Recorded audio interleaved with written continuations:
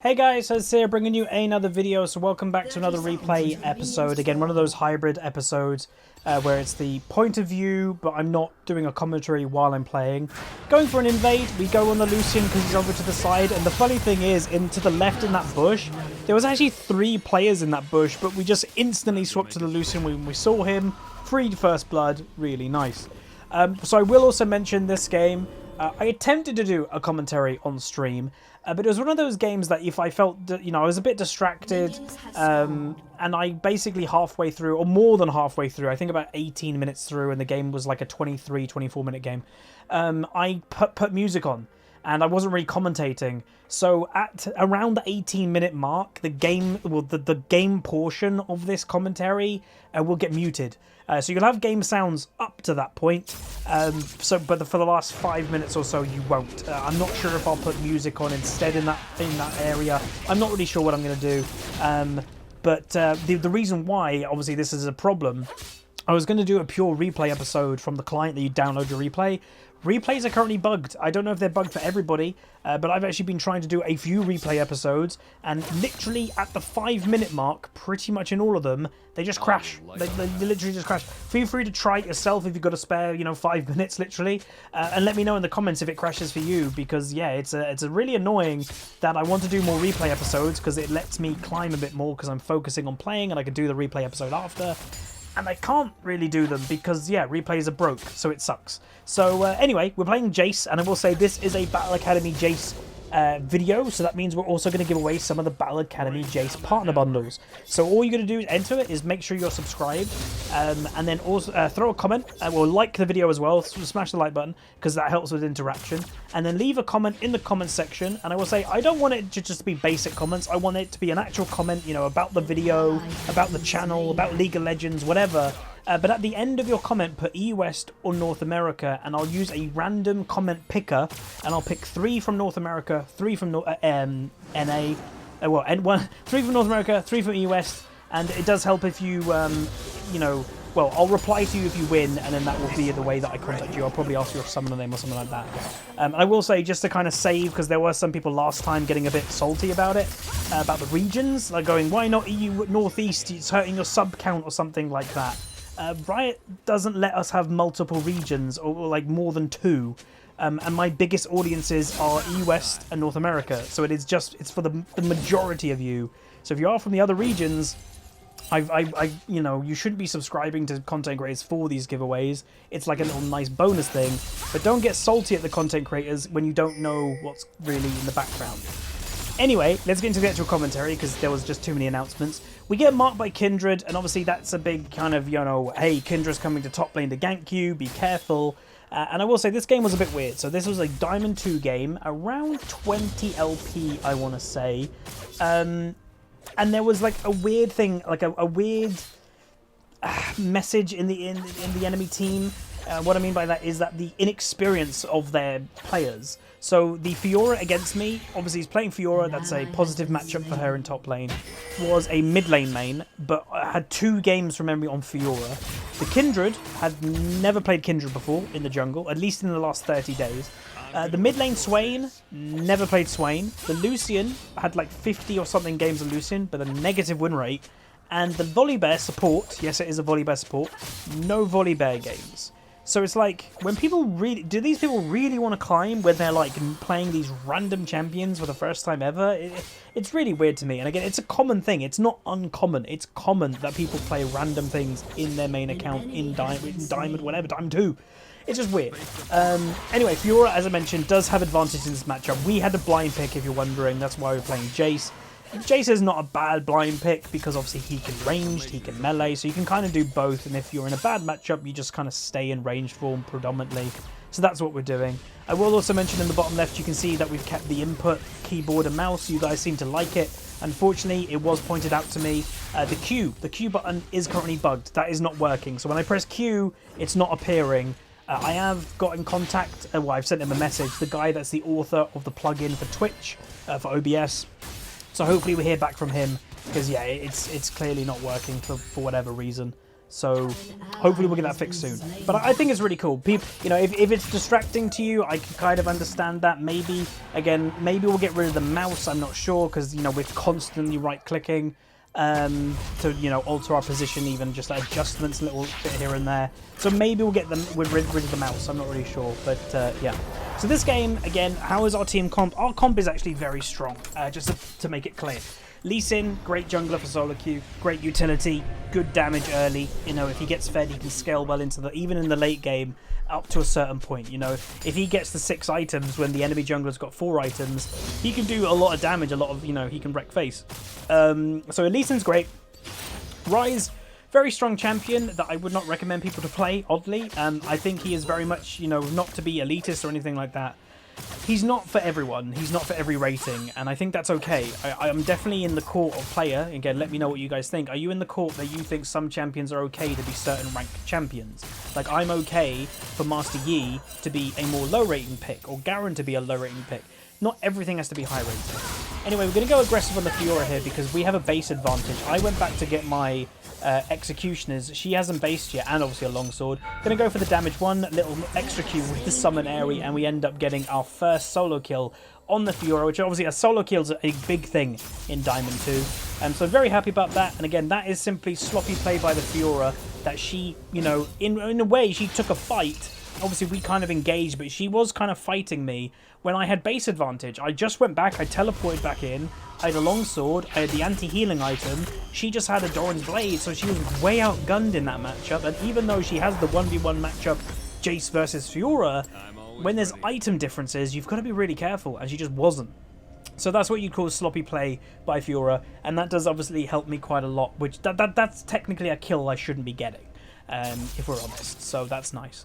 So you can see Kindred on the map just then was in the bottom right, or was near the tri-bush. And again, Volibear support, weird, make it clear as well. The duo queue on the enemy team was the Swain mid Volibear support. The Swain currently, and again, I played this game earlier today, so it's fresh in my memory. The Swain was on a 4-game loss streak, I think, and the Volibear was on a 3-game loss streak. It was whatever way round. And they were duo queue, and then they're picking a Swain that they never played and a Volibear support that he's never played, and he's not really a support. So again, really weird. And again, sometimes off-meta things can work because it's not just off-meta for you, it's off-meta for the enemy team. Sometimes it's like, I just don't know what a Volibear support does. I don't know its power spikes. You're not used to playing against one, so it can sometimes catch you off guard. So that's the benefit of playing off-meta for sure, and that's why it's quite effective for people that main off-meta things. For the average player to just to jump on an off-meta thing, you're literally just playing something weak. But if you main something that is off meta constantly, you're playing something that you know what's good about it, and no one else does. So that's where the advantage comes in, and that's where some people also get confused. They get beat by something off meta, then they go into the next game, play it themselves, and they get wrecked. They're like, what the hell? How did it beat me the last game? It's because they knew what they were doing, right? It's a lot different. It's a lot different. So you can see Kindred is looking in the area for maybe a gank. You've obviously got to be careful of tower dives with a Kindred in the game because they can go for a tower dive. If they can kill me quick enough, then they can survive, obviously, with a Kindred ultimate. So I just get a Q on her. Volibear randomly, by the way, there. He's obviously got Predator. He's also bought Spirit the Swiftness boots. I E him away to try get away, then I get flashed. If he didn't have flash, there was a chance that I might have been able to get out of that. But again, it's 9 minutes into the game. It's before 10 minutes, and a Volibear support is ganking me in the top lane. It's not something you're really going to predict. Then we flip to the bot lane. They're going for a dive on the Lucian, and what Lucian does, which is incredibly clever, by the way, he comes out with a kill. You can even see me in chat going, wow, that was really bad. What happened there was Lucian had bought a QSS already. Probably because his team already spoke about what their game plan was. They probably said, Volibear is going to roam, Lucian. You have to survive by yourself in bot lane. And he bought a QSS. First item QSS. To be like, right, if Varus CCs me or Nautilus, I can just get rid of the CC and then they have to fight under a tower. But what looked to actually happened in that dive, and if this was a replay episode, we could rewind it. Nautilus went in early, and by the time Lee Sin was even around to do any damage, Nautilus was nearly dead running out of the tower. So they just timed it awfully. They just didn't time it well enough for the Lee Sin and the Nautilus to be together. So I guess Nautilus just went in too early. Then for some reason the Varus started to tank it, and then Varus got killed. So I think, by the way, that play, because, you know, I started this video as a commentary, that might have been the play that I was like, right, I'm just going to focus on, you know, the game. I'm being more selfish with my LP recently. Some people may be happy with that, and hopefully you guys are happy with these videos because of it. But I'm really trying to climb. I really am. We're having a week solid that I'm caring about the main account. We're not playing on the Smurf. And if that means I kind of give up in a commentary but not give up on the game, you know, if I'm giving up on a commentary, what that's actually saying, to me anyway, is I'm caring about the game more. Because obviously a commentary is distracting me. And if I'm going, oh, this game's looking a bit rough, I'm going to stop commentating, stop doing the video to try and win the game, then you can really tell that I'm trying to climb. So my team greedily go for a control ward there. Nautilus gets himself caught. A teleport's coming in. It doesn't even matter, the teleport. Again, I don't know whose that was. That was, I think, Swain's, because they're duo queue. He just gets killed. Like, because, again, a little bit of cockiness, thinking, you know, I'm Nautilus, I'm this massive tank boy, and he just gets killed straight away. Enemy team, Kindred especially, sorry, hiccups, I'm talking maybe too quick, gets the Rift Herald. Lee Sin doesn't, but he does come with a return kill, at least. So that's something, I guess, but we've got to be careful of the Rift Herald pushing power, obviously. So again, the lane of this, you can see my damage isn't bad at all. Fiora's damage isn't bad either, so we've got to be careful. You can see, boom, a lot of damage just came out of nowhere. Her build, I will say, is questionable. The reason why I say her build is questionable is because she hasn't taken into account my build. So she's rushed a Ravenous Hydra, which normally would be fine. She goes for an aggressive play. I didn't need to flash that. I was safe. The damage didn't come through, and we get a kill or an assist. But what she did was build a Ravenous Hydra without probably looking at that, oh, he's already got the anti-healing item. Why would you complete a Ravenous Hydra when it's not the most effective when somebody already has the anti-healing? Buy it later. You've already got the Tiamat for the wave clear. You don't need more wave clear from Ravenous. Buy a Sheen. Get into that Triforce building if you're going Triforce, or if you're going Black Cleaver, get that Phage instead of finishing the Ravenous Hydra that early. That's what I personally would do. Again, whether that's the right or wrong thing, I don't know. But I personally just wouldn't finish the healing item when my lane opponent has rushed the anti-healing item, personally, just to me. So I will say, again, getting that assist on the Fiora, and now getting a bunch of tower plates. By the way, Lee Sin was just top lane, he's now bot lane somehow. He's got Mobies, but he's goddamn Sonic. Getting these tower plates, just getting a assist on Fiora, we are arguably now ahead on gold in our lane, or at least even. Probably ahead though. I go for a Q there just to see if I could get the backline range minions. It wasn't to be, unfortunately. And we now get the dragon. So the Lee Sin has, is showing up. He's getting that early game aggression that you would expect a Lee Sin to get. I am thinking about basing right now, but I think from memory I decide against it. I do. Because right now in my head I'm like, she can't dive me. You can see my damage when she's not damaging me back is actually pretty damn good. She can't dive me right now. I doubt it. And even if she does, I'm pretty confident that I would get a trade kill. And I don't mind a trade kill, in all honesty. The only thing bad about a trade kill is that if she's pushing into me, then I miss out on farm as well. So you can see I am staying, which the more I'm staying, the riskier it is, because this gives time, for example, a Kindred or something to roam up. I think I'm finally going to base now. We've got the teleport if we need to go back. But yeah, the game, it's looking okay. Lee Sin ganking bot lane once again with the Nautilus. I think they're just going to back out after they get the Nautilus ultimate. We go for the Duskblade. Why? I'm going for Burst this game. The enemy team is actually pretty damn squishy in some areas. Fiora's gone for a relatively squishy build. If I want to try and win lane, want to try and kill her, I think Burst is the way to go. Kindred is squishy. I think the enemy Lucian is quite squishy. Yeah, he's squishy. He's got, QSS. That's not going to help him survive against me. So it's squishy. So that's what we're going to attempt to do, is one shot. In other lanes, and I will say, in a tough lane, if I was against like maybe a Aurelia, I would definitely be going Yumu's first for that movement speed to try and run away, or at least dodge her stun. Against a Fiora, it's a little bit more predictable, and obviously Fiora can only stun you if you're landing in a form of, I think, CC while she Ws. So a Kindred mark is coming down, which obviously kind of telegraphs that Kindred's going to be coming top lane. There's the gank. I missed my Q, but it doesn't matter. One shot. Literally just instantly, bam, you're gone. Why Duskblade? I think she probably was caught out by my damage, and just to make the point clear, that was the damage, boom, more damage, without hitting my ranged Q. If I hit my ranged Q, she would have died a lot quicker. But again, that also does show the inexperience of the Kindred. You know, it's the, I'm putting the mark on the target, that's going to alert the person that I'm coming top lane, instead of making the gank happen and putting the mark on the target as you're coming in. She puts the mark and just waits. That's bad. That's not a good Kindred. So again, that's a lesson. I know this episode isn't about Kindred, but yeah. She also did flash, by the way, there, so that was an all-round good situation. Also brings my, gives me double buff, which you're not really expecting, you know, at 15 minutes into the game as a top lane Jayce is doubles. So we're about 20 farm down, but making the point clear, we're probably ahead of gold. We've got, you know, one more kill than her, I think 1 or 2 more assists than her, and we've got more tower plates than her. So we are happy in this lane. Again, this lane normally wouldn't be a Jayce victory lane. It may be a Jayce neutral lane, but, you know, right now we are technically probably winning the lane.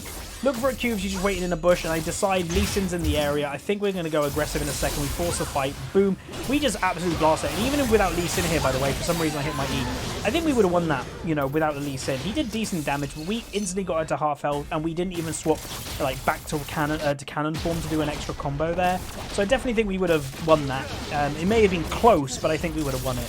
But it's good. Again, another assist. Would like those kills, but it's fine. Lee Sin is definitely snowballing at the moment. And again, snowballing against a Kindred is a good thing. You know, Kindred is about, I wouldn't say relatively about safe early lane phase, but it's she's an AD carry, right? So you're trying to secure your mid to late game as Kindred. So Lee Sin applying the pressure, getting fed, is definitely hurting that Kindred.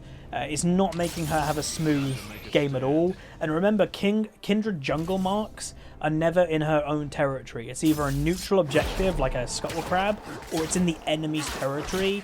So if a Lee Sin's fed, do you think the Kindred is going to have the gumption to walk in the enemy jungle? No. So she's got, right now, but you can see that, 2 at the top left, she's got only 2 marks at 17 minutes. That's a terrible rate of marks for Kindred, because she's getting none from the kills because she's being too obvious with them, and she's getting none from counter jungling. You can see right now on the minimap bottom right, her mark is on the Gromp. She's not going to get that. Like, there's no way she's going to have the balls to go do that because she's so far behind Lee Sin. If Lee Sin just walks up and goes, I'm going to jungle clear, and oh, there's a Kindred, she's dead. So she can't. So yeah, it's a pretty good situation, and that's why I'm okay with Lee Sin getting us fed, you know, taking kills or whatever, or getting kills. It's fine. So we're going to return to top lane. Again, item build, it's a standard Jayce item build, but it's an aggressive Jayce item build. Sometimes you may go for a Black Cleaver or something like that. We're going pure one-shot aggression, both lethality items quick, obviously with the anti-healing item too. So Fiora does overstay in the top lane. We do end up getting the kill for myself, which is nice. And she gets the tower, but is that worth it? Probably not. Varus gets caught in the bot lane. I have no idea how he got that caught out. Like, he was by himself. Nautilus was back in base. So he was really by himself in that situation. No idea why. But yeah, Fiora dies again. We nearly get 300 gold for the kill, so obviously it's going quite well. She's not worth nothing yet, so it's definitely worth still farming the Fiora. And again, even though that sometimes you can kill somebody 10 times and they're hardly worth any gold, you have to remember it's not just the gold value when it comes out of a kill, it's the mental value that you're tilting the opponent. Meanwhile, there's a play happening. Kindred obviously survives their ultimate. Lee Sin does do a small mistake, though, if any of you noticed it. He used his second Q when Kindred ultimate was still up. He may have been able to hold on to that for the execute when Kindred ultimate dropped and just kill the Kindred, but I think he just wanted to get out of there, which is fair enough. But yeah, we're going pure aggression Jayce, which is really fun. This is the type of game that you can kind of get away with it, and I will say, not because of the matchup. Normally a Fiora would probably be, you know, a little bit too difficult to get away with doing this. It's more the player that we're against. And I will say, if my face and stuff is about to get orange a little bit, apologies. It's just turned 8 PM. My monitors go orange to help my eyes in the evening when it turns 8 PM. And obviously the orange reflection might, you know, go on my face. So just as a fair warning, I didn't just become someone from Essex, like, in 1 minute. But there we go. So going down to a roaming bot lane, we don't actually get ourselves anything, but we do bully the Lucian off the tower, which enables the Varus to get the tower, which is okay, I guess. Going for the Yuumi's second item, Volibear going for a gank on, I guess the Lee, just gets boomed. And again, I still don't really know what Volibear support is going to be. You know, these two might have been tilted. Lee Sin goes a bit too deep. He is going to get himself killed. But yeah, I don't know what's going to be. You know, I'm sure if you're a Volibear player and you've played Volibear support a lot, then yeah, maybe you can make it work. Someone that's never played it, someone that maybe is not even duo Q, maybe you'd need duo Q to make it work. I just don't see it personally myself. I really just don't. And, you know, Volibear's on the rework list, so I hope he actually wins. Again, let me know if you're still kind of like, I wonder what comment I'm going to leave for Huz. What champion did you pick out the Riot rework remake list, and why? I picked Volibear because it would be cool to have like a massive thunder bear. Like when I think Volibear, I would want him like thunder as he walks on his feet. It's scary, and he's just not. He's just not. He's a worse version of Udyr, if we're honest. So, you know, it would be nice if he gets some love and, you know, makes him a lot better. I think he's a cool concept. So farm-wise, I will say, we actually have been catching up with the Fiora a little bit. You know, I'm zooming into the Jayce skin there. It's a really nice skin, by the way, and I'd probably say it might be the nicest skin. It might be my favourite skin of Jayce, and he's got some good skins. He's got, you know, the Archlight one. He's got the Sith one, the Star Wars Sith one. But this one I like. Again, it's probably because My Hero Academia is my favourite anime, and this guy kind of looks like All Might, but with like dark hair. And obviously he's Team Council, which does help. Obviously I'm Team Council. Nautilus goes for an aggressive cube, does miss, and then finds himself in a little bit of a predicament. He will go down. So yeah, not great. We are going to just maybe, you know, back out. But I think we can still fight this. We've got decent range in our team comp. If we get a pick, boom! Massive damage coming in by my EQ combo. Lee Sin kicks. I then bat out the Kindred so she doesn't get in her own ultimate. That was a great situation. So Kindred dies once again, which now opens up the Baron. So again, 1-for-1 trade. Our support their jungler. Baron's up. Advantage us. Fiora, of all things, is down in bot lane. So again, not a top lane main. There is definitely a situation when to split push, when to not. This is definitely a not. When the enemy team is doing a Baron and you don't have any pressure and you're just getting a tier 1 tower in bot lane, this is not the time to continue split pushing. This is the time you need to be with your team. So Swain is going to go for it. Remember, though, I went for an anti-healing item. We are going to get the Baron. We are then going to turn on the Swain.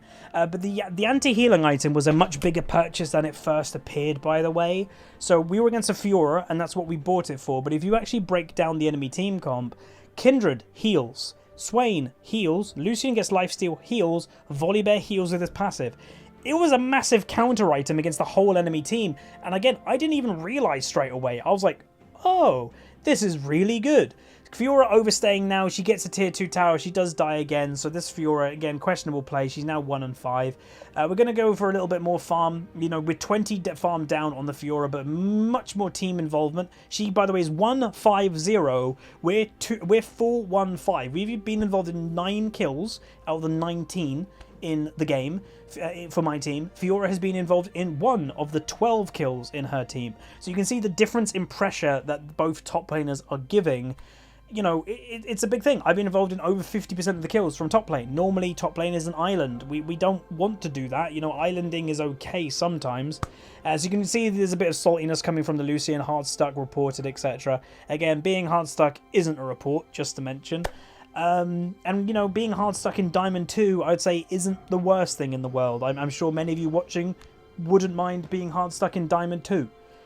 So, I think my team in top lane, you know, we've got our bot lane is in top lane, which is a little bit worrisome. You know, you could argue they're a bit overextended. Nautilus going for a play. He ults the Swain. He should have probably ulted the Kindred to confirm the kill. We are making our way because I did teleport, just being a bit worried. Missed that. Volibear Predator has been popped. We don't know where he is. There is a fight happening in mid lane, however. Ryze and Lee Sin versus whoever. You remember, you know, Lee Sin's very fed right now. So we do decide just to go for a split push play. Fiora's probably going to get killed any second. She does go down. The fight continues. You can see me pinging the tower. Stay here. This is just far better for our time right now, because my team should do okay in that situation. They're quite fed. Confirm getting the inhibitor. To me, that's the more important thing. If they lose the fight over there, it's like, damn, that sucks. But at least we get an inhibitor, because the fight might have been over by the time we actually got there. EQ combo don't actually manage to kill the Volibear, sadly. Varus picks them up at the tail end, and we are going to look to end the game. So overall, a pretty good game. Again, rough early game, you know, getting that 3-man at, you know, 9 minutes, which was really weird, the Volibear coming top lane. We're in a matchup that we technically shouldn't win, Fiora versus Jayce, so this is a lesson why I wanted to do this replay and everything, that one, the early game is not always how a game is going to go, but also secondly, matchups are not always the reason that you're going to win or lose a game. But that's going to be it. If you guys did enjoy it, throw a like on it, throw a subscribe, comment down below to enter, and I'll see you guys next time. See ya.